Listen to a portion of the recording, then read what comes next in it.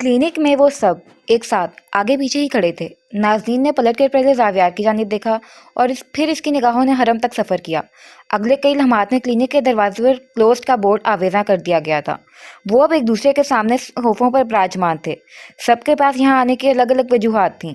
नाज़नीन सारंग से हरम और ज़ावियार के मुतल्लिक बात करने आई थी, क्योंकि उसे गैर जानिबदारी के साथ ये बातें सिर्फ सारंग ही बता सकता था।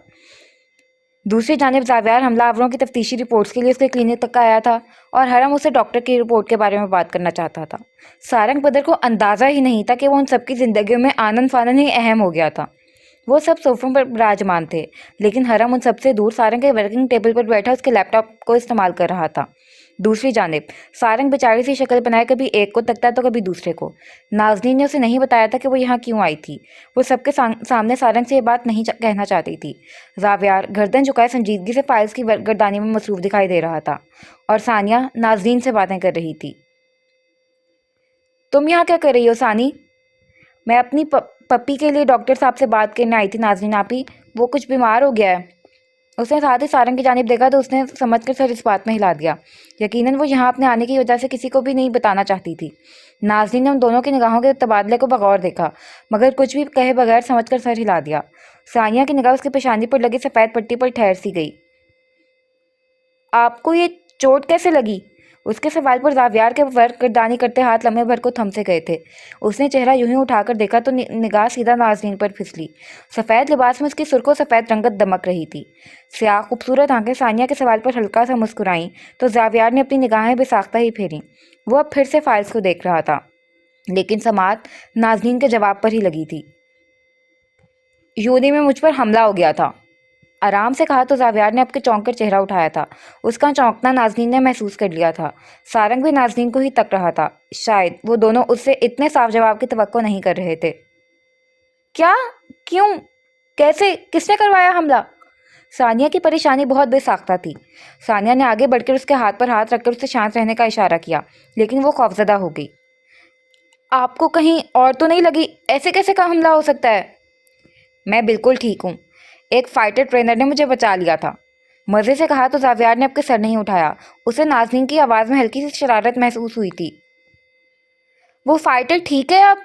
सानिया आंखें फैलाई अब तक उसे ही देख रही थी। वो पीछे हो बैठी, फिर हाथ से ज़ावियार की जानिब इशारा किया तो सानिया ने मुड़कर उसे देखा। ये रहा फाइटर, खुद पूछ लो उससे। वो फाइल छोड़े चेहरा उठाए हुए यकीनी से नाज़नीन को देखने लगा तो वो हंस पड़ी। वो ऐसे नहीं हंसती थी, लेकिन वो ऐसे हंसती हुई बहुत खूबसूरत लग रही थी। दूर बैठे हरम ने भी चेहरा फेर कर उसे हंसते हुए देखा तो लम्हे भर को साकित सा हो गया। आप आपने बचाया था नाज़नीन आपी को? सानिया से ज़्यादा मासूम फिलहाल यहाँ कोई नहीं था। ज़ावियार ने चारों ने चार सर इस बात में हिला दिया। सादी तादीबी निगाहों से नाज़नीन को भी देखा तो मुस्कुराहट दबाकर कंधे अचका गई। आप हैं कौन? वो अब ज़ावियार की जानिब मुतवज्जे हो चुकी थी। ये हरम का दोस्त है, जवाब फिर से नाज़नीन ने दिया था। सानिया ने समझकर सर इस बात में हिलाया था। सारंग भी ज़ावियार की हालत से लुत्फ़अंदोज़ होता पीछे हो बैठा था।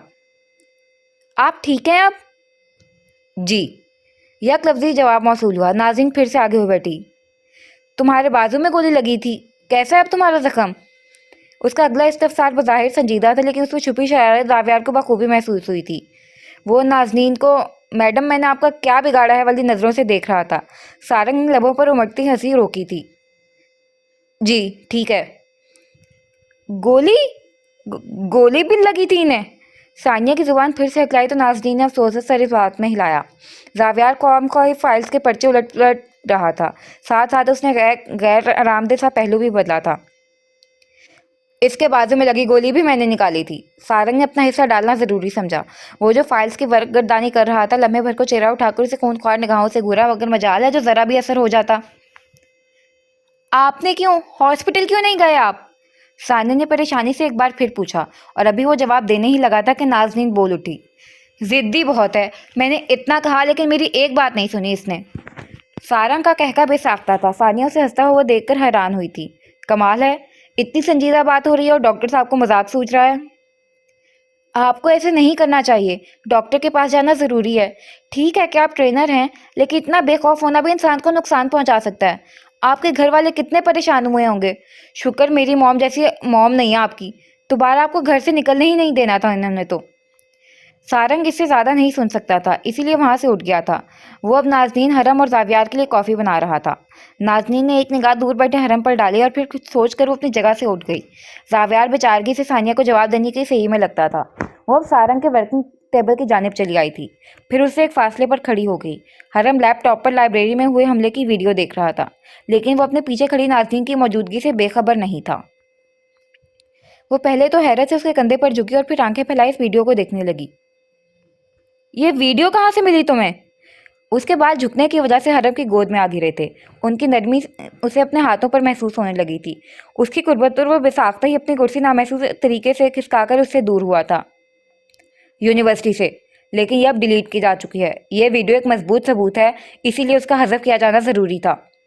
उसने बमुश्किल अपनी निगाहें स्क्रीन को मरकूज रखते हुए कहा तो नाज़नीन की निगाहें लम्हे भर को खामोशी दिखाई देने लगीं। उसने एक पल को चेहरा हरम की जानिब फेरा। हरम ने उसी पल उसे देखा था और फिर वो पलकें नहीं झपका सका। तुम जानते हो ये हमला मुझ पर किसने करवाया है? उसने पूछा तो उसने महज नफ़ी में सर हिलाया, बिल्कुल आहिस्तगी से, बिना पलकें झपकाए।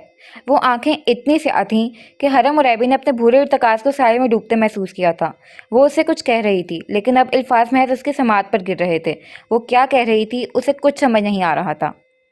समझे? वो सीधी हुई से कुछ पूछ रही थी। उसने आंखें उठाकर उसे देखा, लेकिन कुछ ना सुनने की वजह से उससे कोई जवाब नहीं बन पाया। हलक में गिल्टी कई बार उभर कर मासूम हुई। जी, क्या समझे? मैं कह रही हूँ मुझे पता है कि हमला मुझ पर किसने करवाया। मुझे यूनिवर्सिटी से मना करके तुम खुद वहाँ ये वीडियो लेने चले गए। ये सब खतरनाक भी हो सकता है। तुम मेरे मसाइल में खुद को मत उलझाओ। तुम पहले ही मेरी बहुत मदद कर चुके हो। इससे ज़्यादा मैं तुम्हारी मदद अफोर्ड नहीं कर सकती। इसीलिए अब तुम मेरे लिए कुछ भी नहीं करोगे। समझ गए ना आप? वो अपनी आंखों में फिक्र लिए वो उसे बहुत संजीदगी से समझा रही थी। चेहरे के इतराफ में फिसल कर गिरती स्याह लटें और मखरूती उंगलियों से उन लटों को कान के पीछे डसती वो। हरम को फिजा में एकदम ही ऑक्सीजन की कमी का एहसास हुआ था। मैंने ऐसी कोई भी मदद नहीं की आपकी।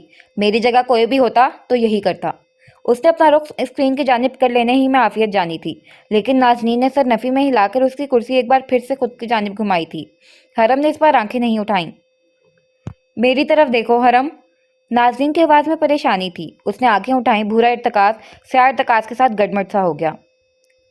मुझे पता है कि तुम अपनी फैमिली में मेरी वजह से बहुत परेशानी फेस कर रहे हो। तुम्हें ये सब नहीं करना चाहिए। नाज़नीन, मैं आपसे कह चुका हूँ कि ऐसी कोई बात नहीं है। मुझसे वादा करो। उसने चौंक कर चेहरा उठाया था। नाज़नीन फिक्रमंद थी। वो उसके लिए फिक्रमंद थी। बहुत अरसे बाद हरम और एबी के आसपास वो यादगार सी शाम बिखरने लगी। वही शाम जब वो शहवार से बात करके पलटने लगा था। वो कितनी खूबसूरत शाम थी। ये शाम भी खूबसूरत थी, लेकिन इसकी उदासी कई ज़्यादा गहरी थी। कैसा वादा? तुम अब मेरे किसी मामले में अपने आप को नहीं उलझाओगे। वो इसकी बात पर चंद पल उसे देखे गया, फिर उसकी निगाह बेसाख्ते ही उसकी पेशानी पर लगी पट्टी पर फिसली थी। आप जख्मी हैं, इसीलिए मैं तुम्हें नहीं जख्मी करना चाहती। तुम अब मेरे किसी मसले में उलझे हुए नजर ना आओ। मैं आपको मुसीबत में देखकर आंखें नहीं बंद कर सकता। वो संजीदा था, बहुत ज़्यादा। नाज़नीन चंद पल ही कुछ कह ही नहीं सकी। वो बराबर रखी कुर्सी पर चुपचाप से बैठ गई। गहरा सांस लेकर आहिस्ता से कहा, मेरे दिल पर बहुत बोझ है हरम। तुम इस बोझ को मेरे लिए मजीद भारी कर रहे हो। वो उदासी से सामने चलती वीडियोस को देखती कह रही थी। उसकी आंखों में बरसों की थकन उतर आई थी और बारीक सी नमी भी उन आंखों का हिस्सा बनने लगी थी। बोझ तो बोझ होता है, वो मजीद भारी कैसे हो सकता है? उसके इस तफसार पर उसने चौंकते हुए चेहरा उसकी जानिब फेरा था। चंद पल वो बिल्कुल खामोशी से उसे देखे गई थी। जब तवील अरसे तक बोझ अपनी ज़ात के साथ बांध लिया जाए तो फिर उम्र के एक खास हिस्से में उसे उठाना और उस बोझ के साथ सांस लेना मुहाल हो जाता है। इंसान को लगता है कि वो एक पल भी जिंदा नहीं रह सकेगा, लेकिन इंसान फिर भी उस बोझ के साथ मजीद कई दुहाइयां गुजार लेता है। वो उदास सा मुस्कुराया था, फिर आहिस्ता से आगे को झुका, क्योंकि वो इंसान होता है, इस कायनात का सबसे बड़ा सर्वाइवर। नाज़रीन पलके नहीं झपका सकी। वो पीछे हो बैठा था, फिर आराम से कहने लगा, मैं अपनी हिफाजत खुद कर सकता हूँ। आप मेरे लिए परेशान मत हों। वो लोग बहुत खतरनाक हैं। आपको मेरी फिक्र हो रही है? वो मुस्कुराया, लेकिन नाज़नीन नहीं मुस्कुरा सकी। उसका दिल हर आन किसी अनहोनी की बाज़गश्त तले डूबता जा रहा था। पिछला ट्रॉमा उसके ऊपर मंडलाने लगा था और खौफ के वो स्याह बादल जो कहीं तहलील हो गए थे, अब फिर से उमड़ आए थे। हाँ, हाँ, वो हैरान हुआ था। पहले आप ऐसी नहीं थी। اس نے اسے بتانا ضروری سمجھا تھا۔ ناظرین نے خفا نگاہیں اس کی جانب پھیری۔ کیسی تھی پھر میں؟ ماتھے پر بہت سے بل ابھر آئے تھے اور چہرے پر ہلکی سی ناگواری پھیل گئی تھی۔ وہ اتنی پریشان تھی اور حرم کو اپنی ہی باتیں سوچ رہی تھی۔ آپ بہت کولڈ تھیں، آپ کا انداز بہت سپاٹ رہا ہے ہمیشہ، کسی کو ایک سے زیادہ بات کرنے کی اجازت نہیں تھی آپ سے۔ تو میں اب بھی ایسی ہی ہوں۔ لمحے بھر کو رک کر اسے ٹوکا، وہ ہلکا سا ہنس دیا۔ ایسے میں تو صرف ایک ہی وضاحت بن سکتا ہے آپ کے رویے کی، یا تو آپ شروع سے ہی ایسی تھیں لیکن آپ نے خود پر سرد کھول چڑھا رکھا تھا، یا پھر آپ ہمیشہ سے سرد تھیں اور اب نرم ہو گئی ہیں۔ میں بس پریشان ہوں اور اکیلی بھی۔ حرم نے اس کا جملہ آرام سے مکمل کیا۔ وہ اسے دیکھ کر رہ گئی۔ یہ آپ بھی جانتی ہیں اور میں بھی کہ آپ کے دشمن بہت طاقتور ہیں، آپ کی سوچ سے بھی کہیں زیادہ۔ آپ اکیلے ان کا مقابلہ نہیں کر سکتی۔ میں آپ کی مضبوطی کو جج نہیں کر رہا، لیکن آپ واقعی ان کے مقابل کھڑی نہیں ہو سکتی ہیں۔ اسی لیے میں اس انسان کو بچا رہی ہوں جو میرے لیے ڈھال بنا ہوا ہے۔ اگر ان کا نشانہ میں ہوں تو نقصان صرف مجھے ہی پہنچایا جائے، کسی تیسرے انسان کو نہیں۔ حرم اس کے جواب پر چپ ہو گیا تھا۔ پھر وہ آہستہ سے اٹھ کھڑا ہوا۔ اسے نظریں جھکا کر دیکھا، وہ اسے ہی دیکھ رہی تھی۔ اگر میں آپ سے کبھی کوئی بات ماننے کے لیے کہوں گا تو کیا آپ اسے مانیں گی؟ یہ بات اس نے ناظرین سے دوسری دفعہ پوچھی تھی۔ پہلی دفعہ جب وہ یونیورسٹی کے اکبر برآمدے میں ساتھ چل رہے تھے، وہ اس کے ایسے استفسار پر پہلے نہیں چونکی تھی، لیکن اب وہ ضرور چونک گئی تھی۔ تم ایسے کیوں پوچھتے ہو؟ ہاں یا نہ؟ ہاں۔ اس نے اگلے کسی بھی لمحے کا انتظار کیے بغیر سر اس بات میں ہلا دیا۔ وہ ہلکا سا مسکرایا، پھر اس کے ساتھ سے نکل کر سارنگ کی جانب بڑھ گیا۔ اب وہ سارنگ کے ساتھ کھڑا اپنے حلق میں گرم گرم کافی انڈیل رہا تھا۔ پھر وہ کپ خالی کر کے رکھتا پلٹا اور ثانیہ کو لے باہر کی جانب بڑھ گیا۔ وہ خالی نگاہوں سے اسے جاتا ہوا دیکھ رہی تھی، پھر گہرا سانس بھرتی اٹھ کر صوفوں کے پاس چلی آئی۔ زاویار پیچھے ہو بیٹھا تھا اور سارنگ اسے اپنا زخم لاپرواہی سے ٹریٹ کرنے پر ناگواری سے ڈانٹ رہا تھا۔ مجال تھی کہ اس کے چہرے پر ذرا بھی شرمندگی نظر آ جاتی۔ زاویار، ٹھیک کہہ رہا ہے سارنگ، تمہیں اپنا تازہ زخم کا خیال رکھنا چاہیے۔ خدایا، یہ دو لڑکے آخر اتنے مشکل کیوں تھے؟ وہ چپ چاپ بیٹھا سارنگ کی سلواتیں سنتا رہا اور پھر آہستہ سے اٹھ کھڑا ہوا، ساتھ ٹیبل پر دھری چابی اٹھائی اور باہر کی جانب بڑھ گیا۔ وہ دونوں ہونک بنے اسے جاتا ہوا دیکھ رہے تھے۔ یہ اس کا نارمل رویہ ہے، پلیز آپ پریشان مت ہوں۔ سارنگ نے اس کا حیران چہرہ دیکھ کر وضاحت دینا ضروری سمجھا تھا۔ ناظرین نے ایک بار پھر سے دروازے کی جانب دیکھا جہاں سے وہ ابھی ابھی نکل کر گیا تھا۔ وہ ٹھیک تو ہوگا نا؟ جی جی، کیوں ٹھیک نہیں ہوگا، ہمارا شیر ہے۔ ناظرین کو اس کے انداز پر ہنسی آ گئی۔ پھر وہ اپنی بھاپ اڑاتی کافی کی جانب متوجہ ہوئی۔ سارنگ اسے ہی دیکھ رہا تھا۔ کیا تم مجھے سب کچھ تفصیل سے بتا سکتے ہو سارنگ، کہ حرم اور زاویار کی زندگی کیسی تھی؟ اس نے پوچھا تو سارنگ نے گہرا سانس لیا۔ شیشے کی دیواروں پر کئی لمحات قطرہ قطرہ تحلیل ہو کر پگھلنے لگے تھے اور وہ چہرہ اٹھائے اسے خاموشی سے سنتی رہی تھی۔ اگلا دن بہت بوجھل اور کٹن زدہ تھا۔ آسمان پر ہر جانب سرمئی بادل امڈ آئے تھے اور ماحول میں ہلکا سا اندھیرا محسوس ہو رہا تھا۔ فضا میں موجود ہوا مفقود ہو گئی تھی اور خنکی ہونے کے باوجود بھی پسینہ انسانی جسموں کا حصہ معلوم ہوتا تھا۔ رمیز اپنے آفس میں موجود تھا۔ چمکتے ٹیبل کے اس پار شاہی براجمان تھا اور مقابل نشست پر بیٹھا رمیز اسے بغور سن رہا تھا۔ آپ کی توقع کے برعکس وہاں یہ لڑکا اس لڑکی کو بچانے نہیں آیا تھا سر، یہاں زاویار سلطان کو دیکھا گیا ہے۔ شاہی نے دو تصویریں خاکی لفافے سے نکال کر رمیز کے سامنے رکھیں تو وہ ماتھے پر کئی بل لیے خاموش چہرے کے ساتھ آگے ہو بیٹھا۔ پھر ایک نظر ان دونوں تصاویر کو دیکھا۔ وہ تو ذرا بات کی بستی میں بچ جانے والا سروائیور ہے۔ اس نے زاویار کی تصویر دو انگلیوں میں پکڑ کر نگاہوں کے سامنے کرتے ہوئے کہا تو شاہی نے سر اس بات میں ہلایا۔ وہ سر، یہ احمد سر کا بیٹا ہے۔ اور رمیز نے اپنے گردن ایک جھٹکے کے ساتھ شاہی کی جانب گھمائی تھی۔ شاہی نے تھوک بے ساختہ ہی نگلا۔ رمیز کی نگاہوں میں اترتی سختی دیکھ کر کوئی بھی بخلا سکتا تھا۔ تو یہ وہاں کیا کر رہا تھا؟ یہ ناظرین کی یونیورسٹی میں اسٹوڈنٹ ہے۔ اس کی ماں ٹراما کی وجہ سے اپنا ماضی بھول گئی ہے۔ احمد سر جانتے ہیں کہ یہ ان کا بیٹا ہے، اور یہ بھی کہ اس کی ماں قریبی ہسپتال میں ٹریٹمنٹ کے لیے موجود ہے۔ رمیز کی نگاہوں کے سامنے جھماکا سا ہوا تھا۔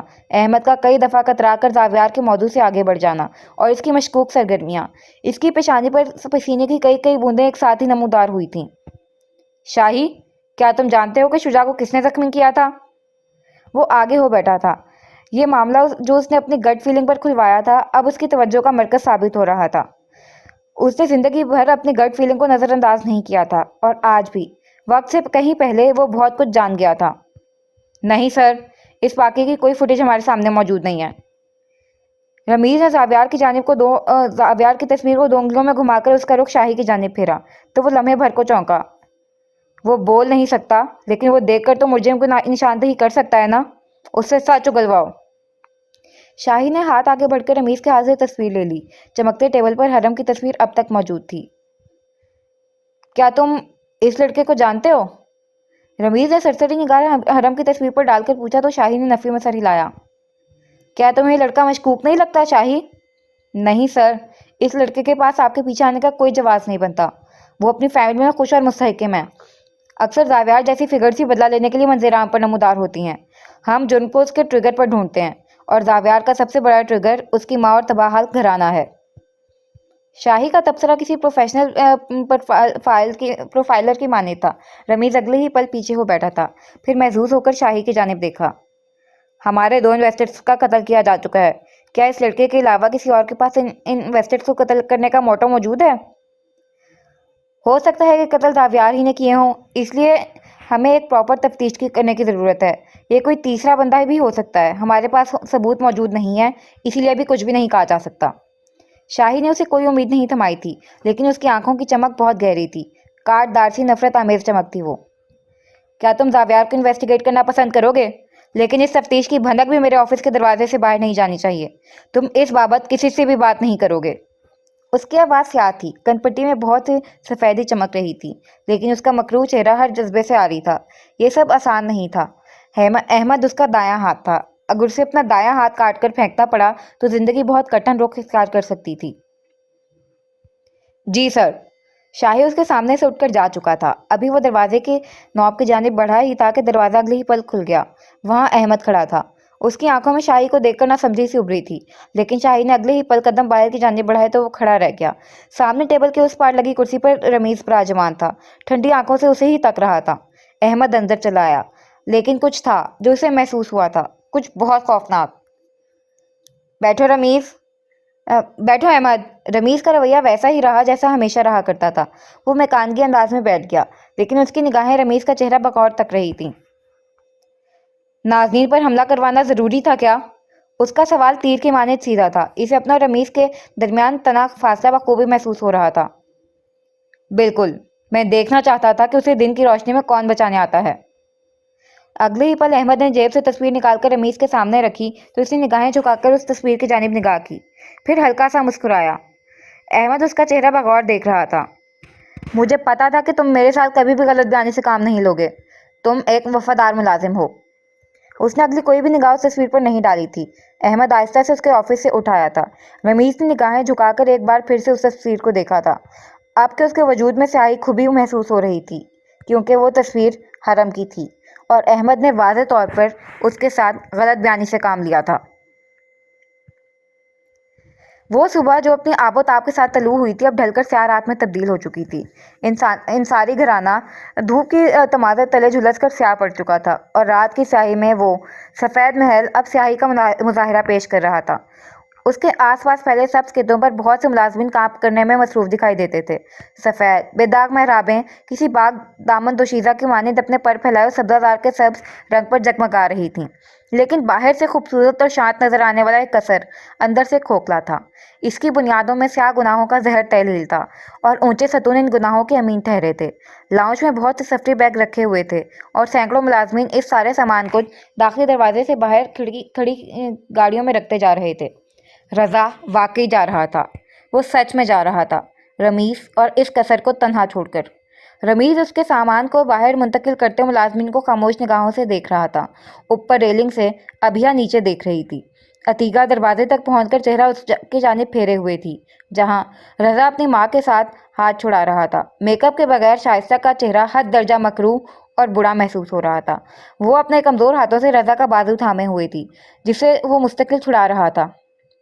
प्लीज़ मेरा हाथ छोड़ें, उसने ज़ब्त से कहा, लेकिन शाइस्ता से उसकी पूरी बात सुनने पर तैयार नहीं थी। आंसू आंखों से टूट टूट कर बेतहाशा बहते जा रहे थे। तुम मुझे ऐसे छोड़ कर नहीं जा सकते रज़ा। क्या तुम्हें अपनी माँ के आंसू से कोई कर्ज नहीं? तुम मेरे बहुत प्यारे बेटे हो, तुम मुझे यूं नहीं छोड़ सकते। मैं इस बारे में कोई बात नहीं करना चाहता, اس نے अपनी पूरी तरह चंगाड़ते हुए अपना हाथ एक झटके से छुड़ा लिया था। नैना दरवाजे में खड़ी रो रही थी। उसके कंधे पर बैग टंगा था और चेहरा आंसुओं से भीगा हुआ था। वो इस घर को आज हमेशा के लिए खैराबाद कहने वाली थी। मैं जिस ज़हनी अजियत का शिकार हो रहा हूँ वो सिर्फ मैं जानता हूँ, लेकिन अब बस। मैं अपनी औलाद के अंदर इस पागलपन को दौड़ते हुए नहीं देखना चाहता। उसकी आंखें जब्त से सुर्ख हो रही थीं और चेहरा तकलीफ के बायस दहक रहा था। वो इसी पहर पलटा और फिर एक आखिरी निगाह इस आलीशान से कसर पर डाली। अगली ही पल वो नैना और अतीका को बाजुओं से थामे बाहर की जानिब बढ़ गया था। पीछे शाइस्ता रोती हुई भागी थी, लेकिन अब कोई फायदा नहीं था। वो उनकी गाड़ियों के दरवाजे बजा रही थी, लेकिन बेसूद। कई गाड़ियां आगे पीछे कसर का सब्जा अबूर करके बाहर की जानिब बढ़ीं, तो वो पीछे खाली हाथ खड़ी रह गई। रेलिंग के साथ लगकर खड़ी अबिहा 2 कदम पीछे हटी थी। फिर वो पलटी और खुद को कमरे में मुकफ्फल कर लिया। शाइस्ता पागलों की तरह रमीज पर चिल्ला रही थी कि उसने रज़ा को क्यों नहीं रोका, लेकिन रमीज कुछ नहीं कर सकता था।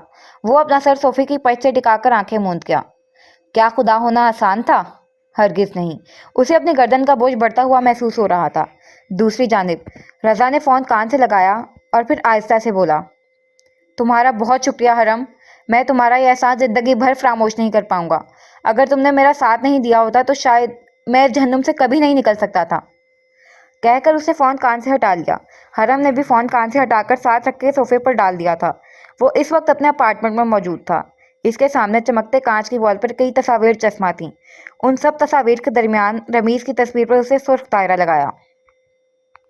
वो जानता था कि रमीज़ का मुकाबला अकेले कभी नहीं कर सकता था। इसीलिए उसने एक लाहे-अमल तरतीब दिया था, रमीज़ को कमज़ोर करने का लाहे-अमल। अगर किसी की ताकत को तोड़ ना सको तो उसको कमज़ोर कर दो। उसने भी यही किया था। रज़ा और अहमद। उसने रमीज़ के गोया दोनों बाजू काट दिए थे। रज़ा, जो कभी रमीज़ की ताकत साबित हो सकता था, अब उससे कोसों दूर जा रहा था। अहमद, जो रमीज़ के लिए हमेशा ढाल का काम देता था, अब अपने ही मामलात में उलझ गया था। हरम ने स्पाट चेहरे के साथ लम्हे भर को रमीज़ की तस्वीर की जानिब देखा, क्योंकि वो जानता था कि इब्लीस का ज़वाल शुरू हो चुका था।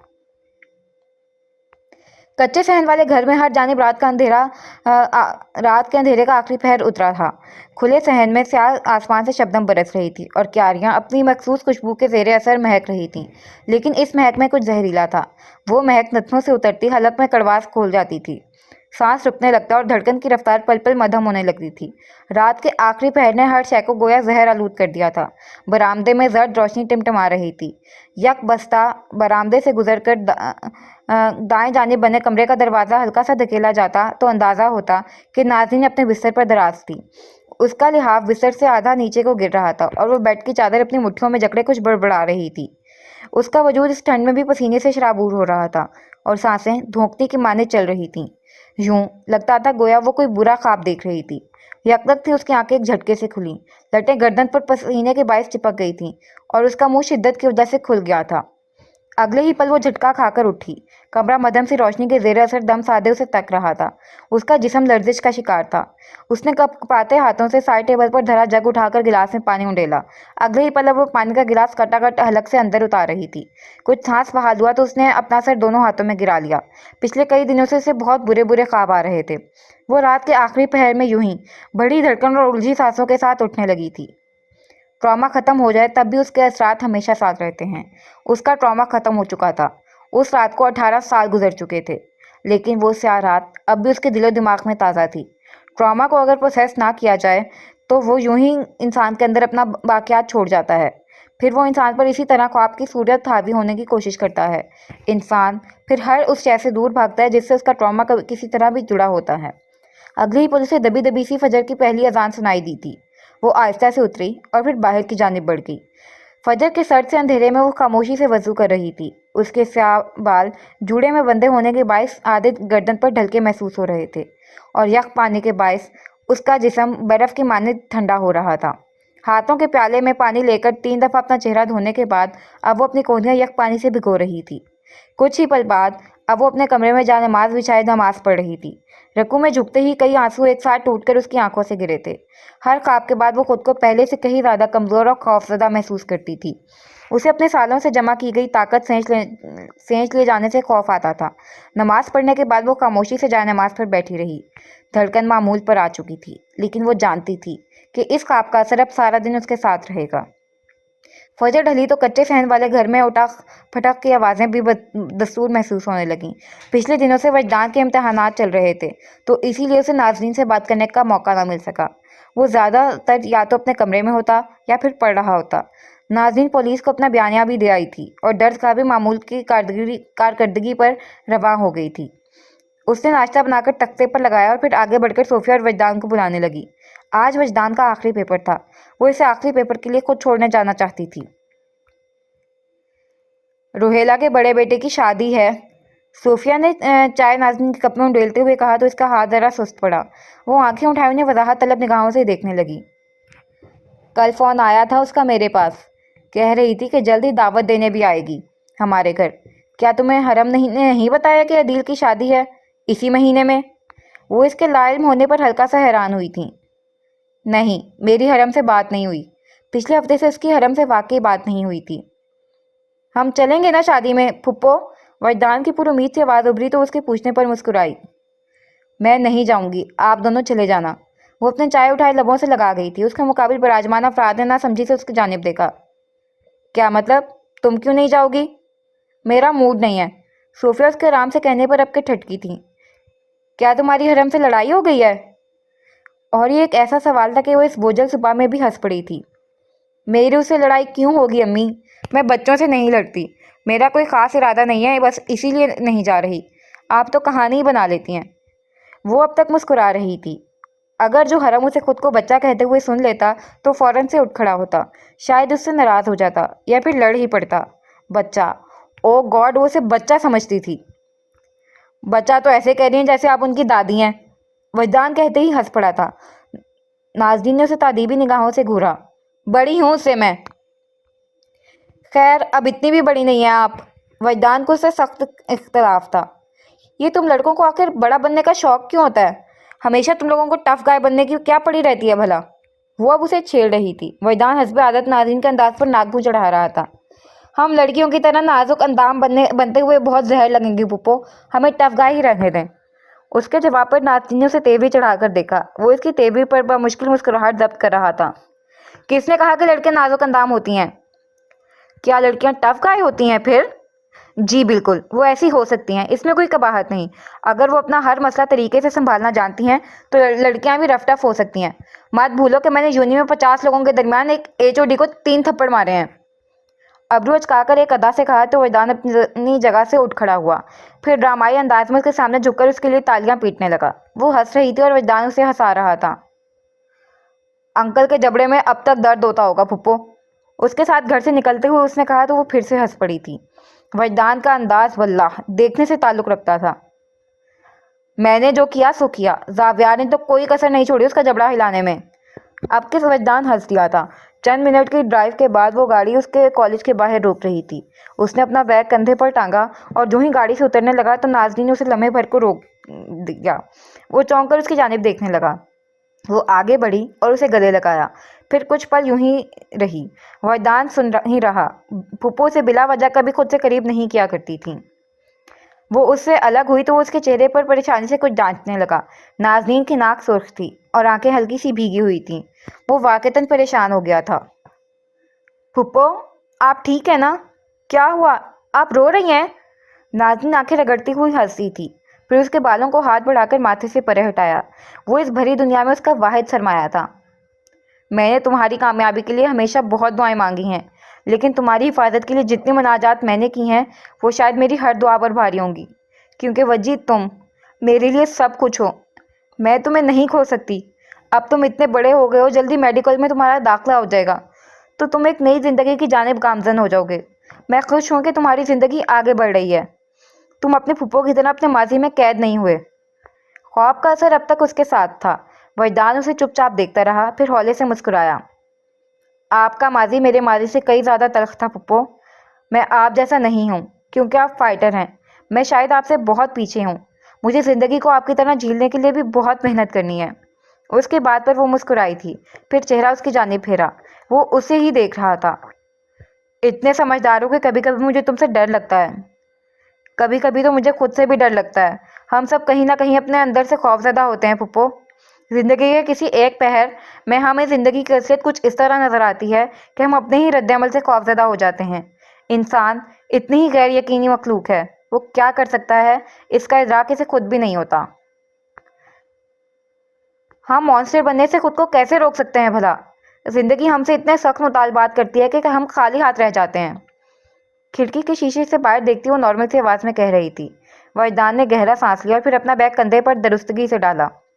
ہم مانسٹر نہیں بنتے ہیں پھپھو، ہم مانسٹر ہوتے ہیں، بس ہمارے شیاطین سوئے ہوتے ہیں، ہماری زندگی کی تلخیاں انہیں جگا دیتی ہیں۔ ہمیں لگتا ہے کہ ہم مانسٹر بن رہے ہیں، لیکن در حقیقت مانسٹر تو ہمارے وجود کا حصہ برسوں سے رہے ہیں۔ اس نے اس کی جانب گردن پھیری تو نازنین نے اسے بھی دیکھا۔ خیال رکھیں اپنا، ٹف لیڈی، مسکرا کر کہتا وہ گاڑی کا دروازہ کھولتا باہر کی جانب بڑھ گیا۔ نازنین اس کے انداز پر مسکراتی ہوئی اسے جاتا دیکھتا رہی۔ جب وہ نگاہوں سے اوجھل ہو گیا تو وہ بھی اپنی گاڑی وہاں سے نکال لائی۔ اب اس کا رخ یونیورسٹی کی جانب تھا۔ یونی پہنچ کر اس نے گاڑی ایک جانب پارک کی، پھر اپنا پرس کندھے پر درستگی سے کرتی آگے بڑھائی۔ بادامی رنگ کے نفیس سے کاٹن کے جوڑے میں ملبوس وہ ہیل کے ٹک ٹک کے ساتھ راہداری عبور کرتی جا رہی تھی۔ بالوں کو حسب عادت ہاف باندھے، اس میں ایک لچکتی لٹ سے بے نیاز۔ ساتھ سے گزرتے کئی طلباء کے سلام کا جواب سر کے خم سے دیتی وہ پچھلی والی مضبوط نازنین ہی دکھائی دیتی تھی۔ کئی طلباء اور کولیگز نے اس سے رک رک کر حال احوال دریافت کیا تھا۔ وہ سب کے مختصر جوابات دیتی لائبریری کو جاتی راہداری کی جانب بڑھائی۔ حسب توقع آج الہام لائبریری میں ہی موجود تھی۔ یقیناً اسے کولیگز سے حملے کے بارے میں معلوم ہو چلا تھا اور اب وہ اس کے سر پر کھڑی کسی تفتیشی افسر کی مانند واقعے کی تفصیل طلب کر رہی تھی۔ وہ گہرا سانس لیتی اپنی کرسی کھینچ بیٹھی۔ 2 ہفتوں کے بعد لائبریری اب کچھ پہلے کی طرح دکھائی دینے لگی تھی۔ ایسے کیسے حملہ ہو سکتا ہے؟ ہم تو اپنی ورک پلیس پر بھی محفوظ نہیں ہیں۔ میں تو منگنی کرتے ہی شادی کر لوں گی، مجھے نہیں کرنی ایسی خطرناک جاب۔ الہام بھی اس کے ساتھ ہی کرسی کھینچ کر بیٹھ گئی تھی۔ تم شادی ہی کر لو، منگنی کی کیا ضرورت؟ اس نے اسے مفید مشورے سے نوازا تو وہ سوچ میں پڑ گئی۔ اس کا انداز ناظرین کو مسکرانے پر مجبور کر کے آتا۔ وہ کمپیوٹر آپریٹ کرتے اس کی باتیں توجہ سے سن رہی تھی۔ تمہاری ہمت ہے جو تم اس لائبریری میں دوبارہ کام کرنے آئی ہو۔ میں ہوتی تو کبھی اس درس گاہ کی دوبارہ شکل نہیں دیکھتی۔ تمہیں زیادہ چوٹیں تو نہیں آئی تھی نا؟ آخر میں پریشانی سے پوچھا تو ناظرین نے اپنے ماتھے پر دائیں جانب انگشت شہادت رکھی۔ اس کا زخم مندمل ہو چکا تھا، لیکن ہلکا سا نشان ابھی بھی باقی تھا۔ بس یہ زخم آیا تھا، تمہیں اس سے زیادہ بھی لگ سکتی تھی۔ تھینک گاڈ تم ٹھیک ہو۔ الہام نے آگے بڑھ کر اسے زور سے گلے لگایا تو ناظرین کا سانس ایک پل کو شدت سے روکے گیا، پھر اس نے زبردستی اسے خود سے دور ہٹایا۔ لگ سکتی تھی نا، لگی تو نہیں، دیکھو بالکل پرفیکٹ ہوں میں، ادائے بے نیازی سے کہا، ایسے جیسے تو وہ کبھی اس واقعے کے رونما ہونے پر روئی ہی نہیں تھی۔ اف، اسے اپنے رونے پر اب تک شرمندگی تھی۔ پھر بھی تمہارے محفوظ ہونے پر میں بہت خوش ہوں، بہت بہت زیادہ۔ وہ آگے بڑھ کر ایک بار پھر سے اسے اپنے دونوں ہاتھوں سے گرد باندھ چکی تھی۔ ناظرین نے گہرا سانس لیا۔ الہام، مجھے کام کرنے دو اب۔ اس نے اس کے ہاتھ پھر سے ہٹائے تو وہ برا مانے بغیر دانت نکالنے لگی۔ ایسے ریئیکٹ نہ کرو جیسے تمہیں فرق نہیں پڑا۔ واقعات پر جتنا بڑا رد عمل دے سکتی ہو دیا کرو، اس سے ڈرامہ کریٹ ہوتا ہے، پھر وہ ڈرامہ لوگوں کو بہت دنوں تک یاد رہتا ہے۔ یہ کیا تم اپنا چننا سا میں ٹھیک ہوں کہہ کر بات ختم کر دیتی ہو؟ میں ہوتی تو یونیورسٹی والوں کو نانی یاد دلا دیتی۔ میرے پاس ڈرامہ کریٹ کرنے کا وقت نہیں ہے۔ الہام نے اس کے انداز پر اسے برا سا منہ بنا کر دیکھا تھا، پھر کچھ یاد آنے پر اس کی جانب جھکی۔ آنکھوں میں شرارت اور لبوں پر کوئی سرگوشی مچل رہی تھی۔ ناظرین نے مشکوک نگاہیں اس کی جانب پھیری تھیں۔ ان دو ہینڈسم اسٹوڈنٹس کا کیا ہوا ویسے؟ اس کا اشارہ سمجھ کر اس نے نگاہیں گھمائی تھیں۔ ان میں سے صرف ایک میرا اسٹوڈنٹ ہے۔ کی بورڈ پر ٹائپ کرتے ہوئے فوراً اسے تصحیح کی تھی۔ خیر ہے، ہینڈسم تو دونوں ہیں نا؟ الہام کو ان سے کوئی اور سروکار تھا ہی نہیں۔ ناظرین نے بہت بیزار نگاہ ڈالی تھی اس پر۔ تم واقعی منگنے کی جگہ شادی کر لو اب، مہربانی کرو۔ بے وقوف، میں اپنے لیے نہیں تمہارے لیے پریشان ہو رہی ہوں۔ اگر دونوں میں سے کوئی ایک، اور اس کی چلتی زبان ناظرین کی سخت نگاہ پر ٹھہر سی گئی تھی، میرا مطلب ہے کہ ان دونوں میں سے کوئی ایک اگر تمہیں پسند آ جائے تو اس میں کیا قباحت ہے؟ جلدی سے بات سنبھالی۔ ناظرین چہرہ پھیر کر پھر سے کام کی جانب متوجہ ہو چکی تھی۔ میرے پاس ان باتوں کے لیے وقت نہیں ہے۔ بس فضول کتابیں پڑھنے کے لیے بہت وقت ہے تمہارے پاس، ان گنجے رائٹرز کو پڑھ پڑھ کر دماغ خراب ہو گیا ہے تمہارا۔ الہام، اس کی تنبیہ ابھری تو لیکن وہ اسے ہرگز بھی نہیں سن رہی تھی۔ مجھے سمجھ نہیں آ رہا کہ ان دونوں میں سے زیادہ وجیح کون تھا، دائیں جانب والا یا پھر بائیں جانب والا؟ اس نے انہیں کرسیوں پر بیٹھنے کی ترتیب سے یاد رکھا ہوا تھا، کیونکہ ان کے نام تو اسے پتہ ہی نہیں تھے۔ دونوں ٹھیک ہیں بس، اس کے بات ختم کرنے کے انداز پر الہام نے اسے آنکھیں کھول کر دیکھا، ایسے جیسے اسے نازنین کے ریمارکس پر یقین نہیں آ رہا تھا۔ اتنے پیارے لڑکوں کو وہ بس ٹھیک ہے کہہ رہی تھی۔ خدا کا خوف کرو لڑکی، اسی کا خوف کر رہی ہوں میں۔ اب میرا سر نہ کھاؤ اور مجھے کام کرنے دو۔ لیکن دائیں جانب والا زیادہ وجیح تھا، وہاں سے اٹھتے بھی وہ کہنے سے باز نہیں آئی تھی۔ نازنین نے گہرا سانس لے کر اس کی پشت کو دیکھا، پھر اپنے کام کی جانب متوجہ ہو گئی۔ پھر اس کی نگاہ بے ساختہ ہی ان کرسیوں پر پھسلی تھی جہاں وہ دونوں کبھی بیٹھے اس کی دی گئی کتابیں پڑھ رہے تھے۔ اس کے لبوں پر ہلکی سی مسکراہٹ ابھری تھی، لیکن اگلے ہی پل وہ چونکی، فوراً سر جھٹک کر کام کی جانب متوجہ ہوئی، کیونکہ اسے اسی سمے یاد آیا تھا کہ دائیں جانب حرم براجمان تھا۔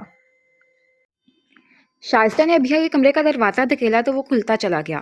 کمرے کا نقشہ ویسا ہی تھا جیسے اس نے سوچ رکھا تھا، پھیلا سامان، کھلی درازیں، ٹوٹے بکھرے کانچ، روشنی کا راستہ روکتے، کھڑکیوں پر گرے بھاری پردے۔ وہ کسی نارمل انسان کا کمرہ ہرگز بھی نہیں لگ رہا تھا۔ اس نے آگے بڑھ کر لائٹ بورڈ پر ہاتھ مارا تو کمرہ روشنی کی زد میں قید ہوتا چلا گیا۔ آنکھوں کو تکلیف دیتی روشنی نے لمحے بھر کو ابھیا کے آگے اندھیرا سا بکھیر دیا تھا۔ وہ بیڈ کے برابر میں زمین پر اکڑوں بیٹھی ہوئی تھی، مردہ نگاہیں جو اندھیرے میں دیوار کو تک رہی تھیں، لمحے بھر کو چندھیا سی گئی۔ شائستہ اس کی ابتر حالت دیکھ کر بے ساختگی سے اس کے قریب چلی آئی تھی۔ یہ تم نے اپنا کیا حال کر لیا ہے آبی؟ کیا ہو گیا ہے تمہیں؟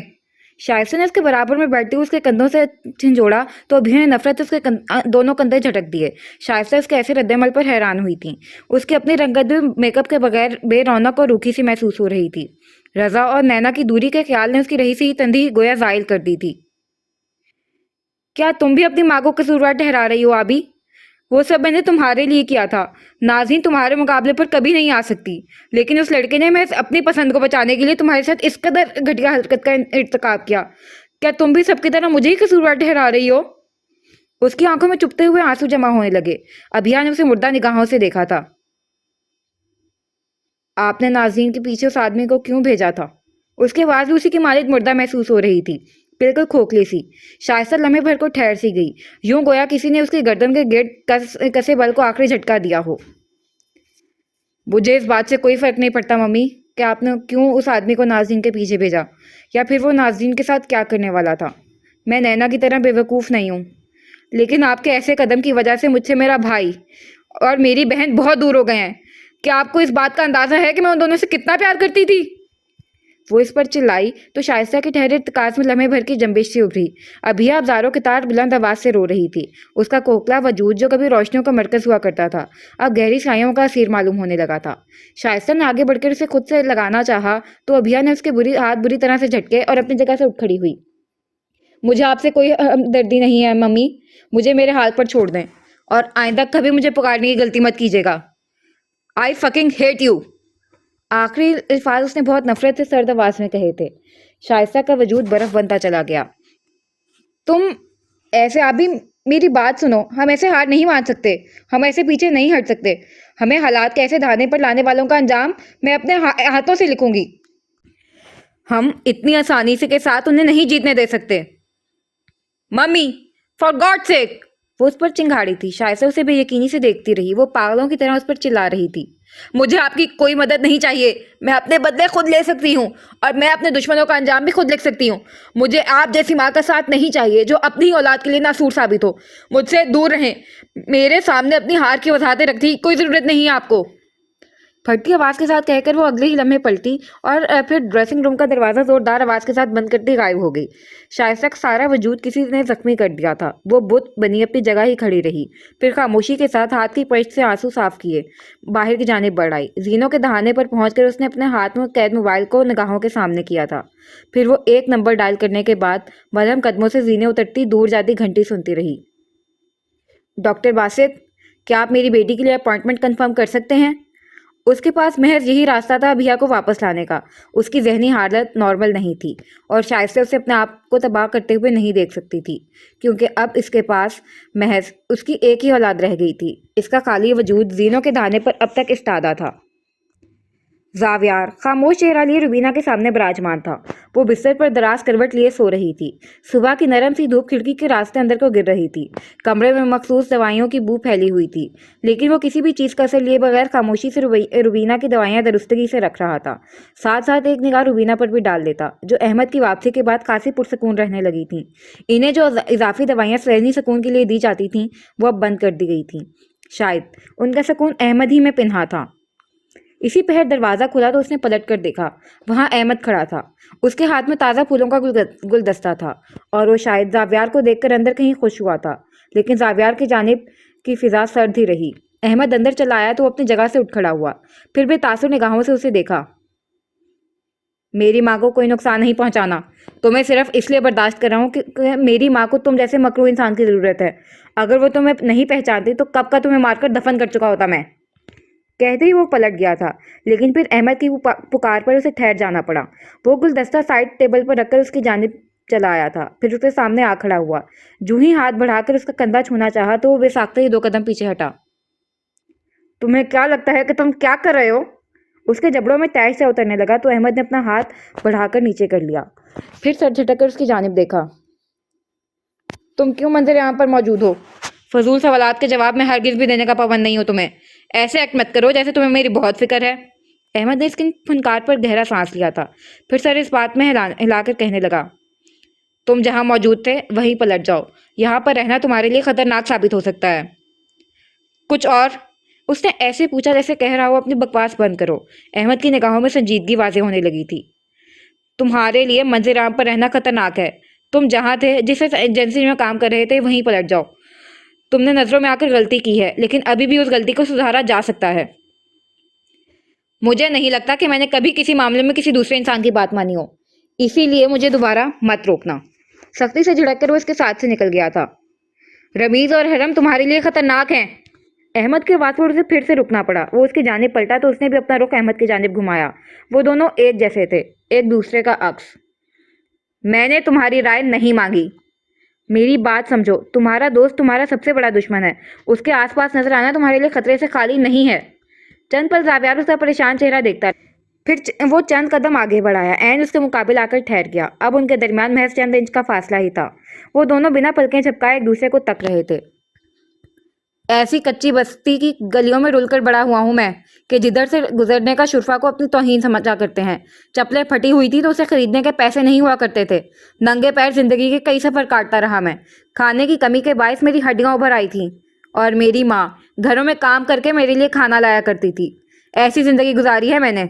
तुम मुझे इन छोटे खतरों से नहीं डरा सकते। तुम मुझे नसीहत करने के हर हक पर लात मार चुके हो। कटीले तासुरात किए वो इसे देखता धीमी आवाज में कह रहा था।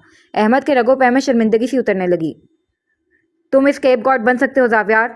चले जाओ यहाँ से, तुम्हारा यहाँ रहना खतरनाक है। अहमद ने जिंदगी में कभी खुद को इतना बेबस महसूस नहीं किया था जितना वो अपने बेटे के सामने खुद को महसूस करने लगा था। जावियार के चेहरे पर तलक सी मुस्कुराहट उभरी, फिर वो पलटा और दरवाजा धकेलता बाहर की जानिब बढ़ गया। अहमद अफसोस से खुले दरवाजे को तकता रहा और फिर पलट कर रुबीना की जानिब चला आया। वो अब उसके सामने कुर्सी पर विराजमान था। उसे आज फिर सारा दिन माफ़ी मांगते हुए गुजारना था, वो माफ़ी जो शायद उसे क़यामत तक नहीं मिलनी थी। घर और ऑफिस के मामलात से बमुश्किल वक्त निकालकर वो आज सारंग के क्लिनिक चला आया था। जब से अदील की शादी तय हुई थी तब से मसरूफियत खासी बढ़ चुकी थी। वो दोनों स्टूडियो में विराजमान डॉक्टर की रिपोर्ट साथ में लिए हुए थे। हरम व्हाइट बोर्ड के सामने खड़ा सारंग को रिपोर्ट्स की तफसील से आगाह कर रहा था। पहले मुझे ये बताओ कि ऐसे रिपोर्ट्स तुम्हें इतनी आसानी से मिल कैसे गईं? सारंग ने उससे एक अहम सवाल पूछा था। वो जो व्हाइट बोर्ड्स पर चंद लकीरें खींच रहा था लम्हे भर को मुस्कुराया, फिर पलटकर उसे देखा। तुम्हें अपने भाई की सलाहियतों पर शक है? मुझे अपने दोस्त की सलाहियतों पर जरा भी भरोसा नहीं है, इसीलिए पूछ रहा हूँ कि मार वार तो नहीं दिया तुमने उस डॉक्टर को? वो मशकूक हो चुका था। हरम ने सर हिलाकर गहरा सांस लिया। मेरे पास कत्ल करके उसका मैस संभालने का वक्त नहीं है बदर, इसीलिए मैंने उन्हें इंतहाई लीगल तरीके से हासिल किया है। लीगल का मतलब भी पता है तुम्हें? सारंग का अंदाज सरासर मजाक उड़ाने वाला था। हरम ने उसे घूरा। तुम्हें इस बात का मतलब पता है कि अकल किसे कहते हैं? मैंने महज अकल इस्तेमाल की है। तुम जिस तरह से अकल इस्तेमाल करते हो मुझे इसका बखूबी अंदाजा है। अब शराफत से बक दो कि तुम्हें ये रिपोर्ट्स कहाँ से मिली हैं। अगर तुमने मुझे सच नहीं बताया तो मैं इस केस से वॉकआउट कर जाऊंगा। आखिरी धमकी खासी कारगर थी। हरम ने व्हाइट बोर्ड से रुख तक नहीं फेरा और फिर सुकून से कहने लगा, कुछ ज़्यादा नहीं, वो डॉक्टर काफ़ी बूढ़े हो चुके हैं और उनका सेफ इंतहाई आउटडेटेड हो चुका था। उन्हें लगता है कि अगर वो अपने फिंगरप्रिंट्स के ज़रिए सेफ के बाहरी दरवाज़ों को लॉक किए रखेंगे तो ये उनकी भूल है। ओह गॉड, कहीं तुमने उनका अंगूठा तो नहीं काट दिया? सारम एकदम ही सीधा हो बैठा था। हरम का बस चलता तो इस पर सारा स्टूडियो ही उलट देता। ये दुनिया बहुत तरक्की कर चुकी है सारंग बदर। अगर तुम अपने इस पान के खोखे जितने क्लिनिक से सर बाहर निकाल कर देखोगे तो यकीनन मैं दुनिया किसी और तरह से नजर आएगी। मुझे उस डॉक्टर का अंगूठा काटने की ज़रूरत नहीं पड़ी।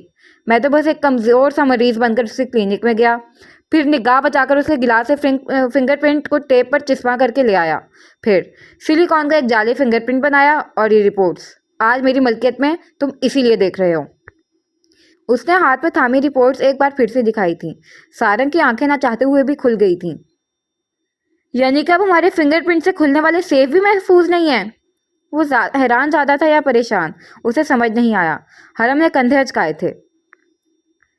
मैं तो बस इतना जानता हूँ कि इस दुनिया में किसी का राज राज नहीं रहता।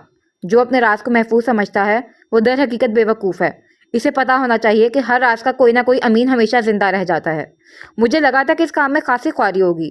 डॉक्टर ने अगर रिपोर्ट उस सेफ में नहीं रखी होती तो मुझे उसके घर तक जाना पड़ता, लेकिन शायद वो ऐसे नापाक सबूतों को अपने घर की राह नहीं दिखाना चाहता था। उसकी आखिरी बात पर सारंग चौंका था। फिर वो सीधा हो बैठा। सब्ज आंखों ने द्राग की सरहद पार करते हुए किताब का मुशायरा किया था।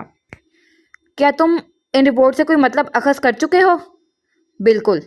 इन दोनों रिपोर्ट्स में एक बात मुश्तरका है कि ये किताल एक तरीका का ओवरकिल था। ओवरकिल समझते हो? यह अपनी ज़ात में खुद एक बहुत बड़ा सबूत होता है। इसका मतलब तफ्तीशी अफसरान के नज़दीक होता है कि एक ही इंसान को कई दफ़ा कत्ल करने के लिए मुख्तलिफ हथियारों का इस्तेमाल किया जाता है। जैसे अगर एक इंसान को पहले गला दबाकर कत्ल किया गया है तो बाद में इसका सर कई दफ़ा हथौड़ी से मारकर कुचला जाए, जैसे साइकोपैथ किलर्स अमूमन कत्ल करते हैं।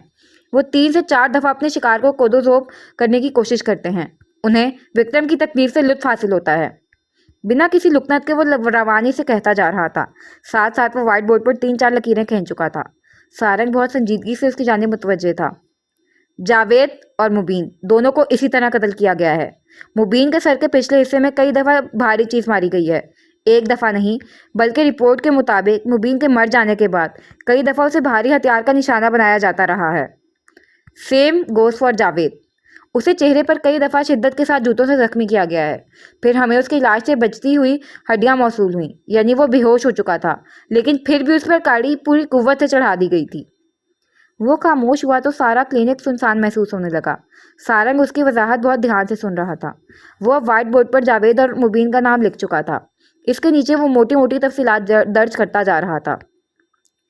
तफ्तीशी अफसरान के नज़दीक ओवरकिल की जो तारीफ है वो मेरे नज़दीक पूरी तरह से वैलिड नहीं। ओवरकिल हमेशा लुत्फ हासिल करने के लिए नतीजे में नहीं किया जाता, बल्कि ये एक तरह से अपने अंदर पलता सालों का गुस्सा और नफरत उतारने का एक तरीका है। नूर का केस आजकल खबरों में खासा गर्दिश कर रहा है।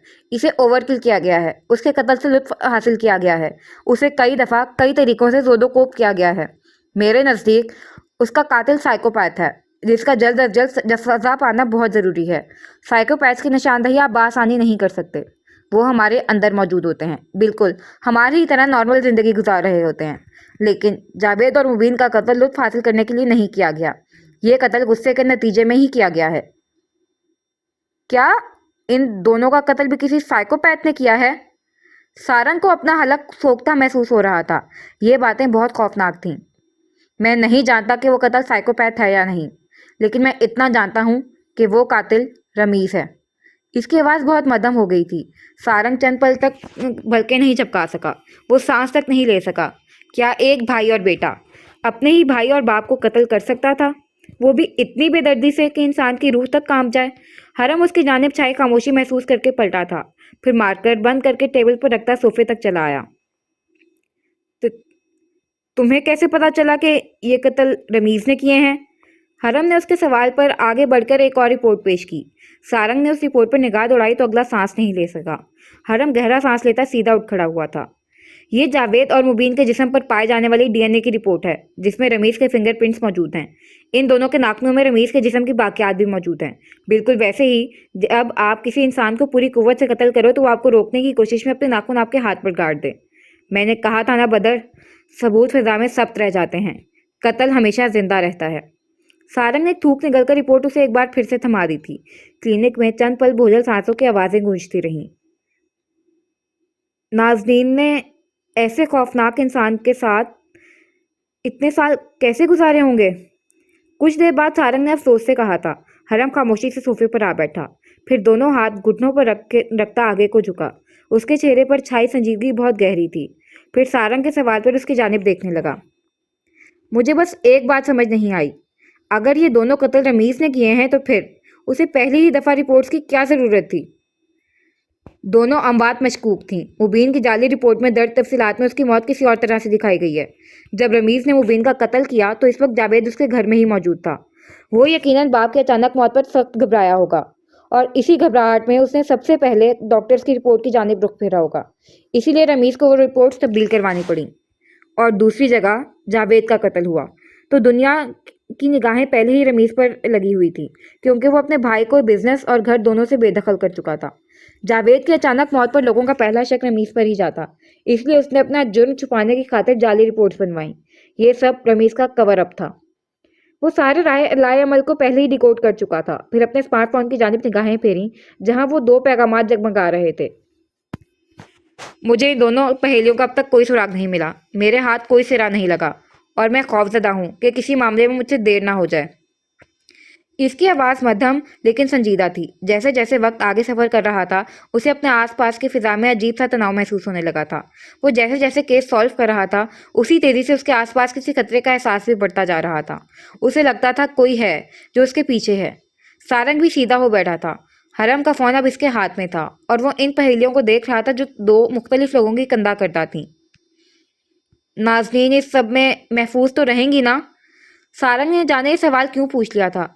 हरम के पास इसका जवाब नहीं था, इसलिए वो गहरा सांस लिए पीछे हो बैठा।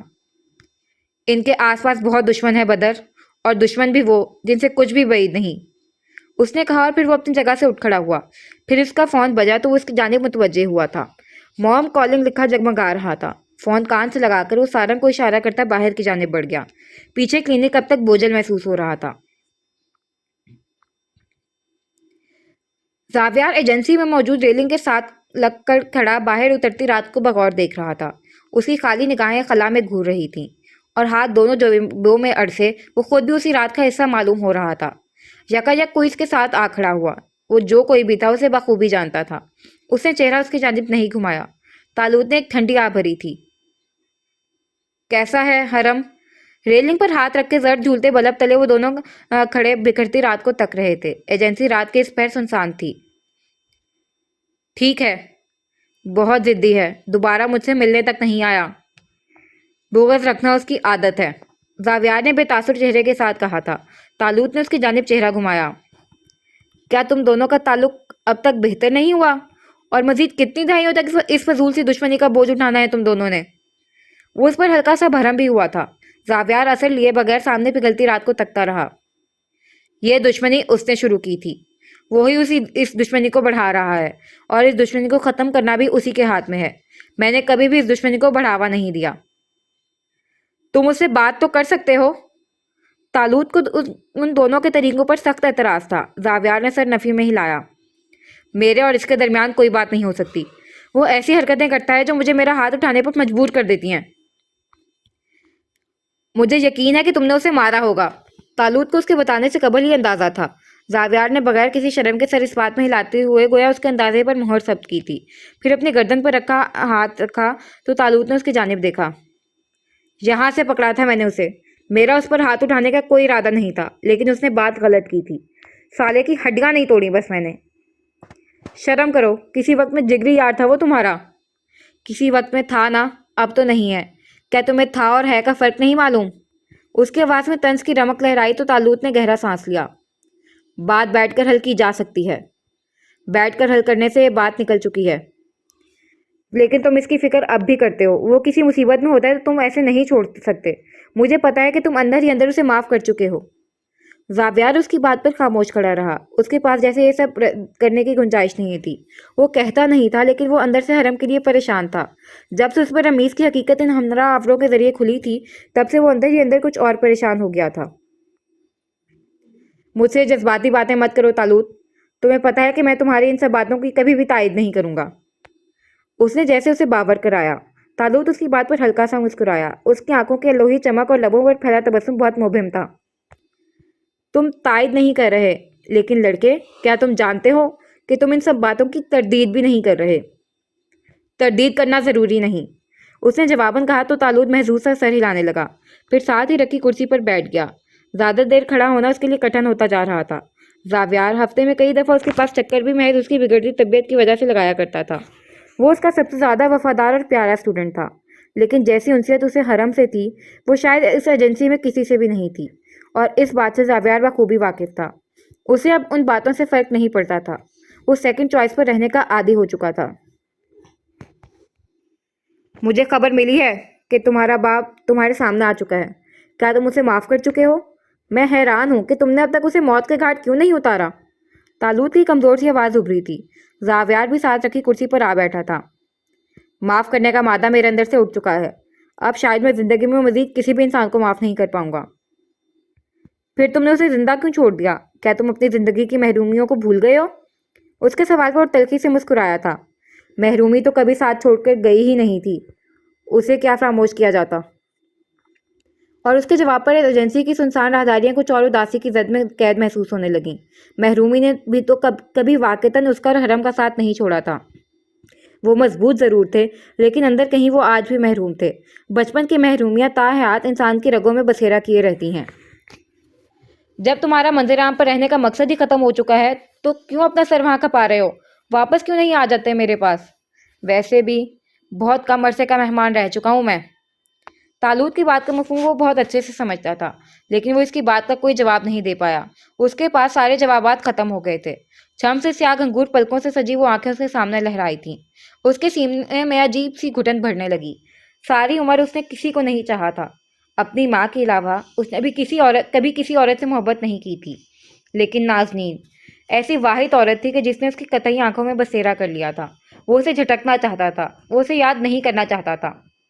تالوت کب کا اٹھ کر اندر جا چکا تھا، لیکن وہ اب تک سنسان راہداریوں میں چل رہا تھا۔ وہ اسے محبت نہیں کرنا چاہتا تھا، کیونکہ وہ کہیں اندر جانتا تھا کہ حرم اسے پسند کرتا ہے، لیکن پھر وہ اپنے دل کا کیا کرتا جو ہر دفعہ اس کی جانب لپکنے لگتا تھا؟ اپنے لیے ہی فکر مند ہوتی اس کی سیاہ آنکھیں اب اس کی پسندیدہ آنکھیں بنتی جا رہی تھیں، اور وہ پاگل ہونے لگا تھا۔ وہ تالوت کو نہیں بتا پایا کہ وہ اس لڑکی کو چھوڑ کر واپس نہیں آ سکتا تھا۔ وہ لڑکی بہت اکیلی تھی، وہ اسے اپنی ماں کی طرح پاگل ہوتا ہوا نہیں دیکھ سکتا تھا۔ ہاں، وہ یہ نہیں کر سکتا تھا۔ وہ اس کے لیے حرم کے مقابلے پر کبھی بھی ایک اچھا آپشن نہیں تھا، اور نہ اس نے نازنین کے لیے کبھی اچھا آپشن ہونے کا خیال کیا تھا۔ وہ حقیقت پسند تھا، اور اس کی اسی حقیقت پسندی نے اس رات اس کی آنکھوں میں جنم لیتے ہر خواب کو زخمی کر دیا تھا۔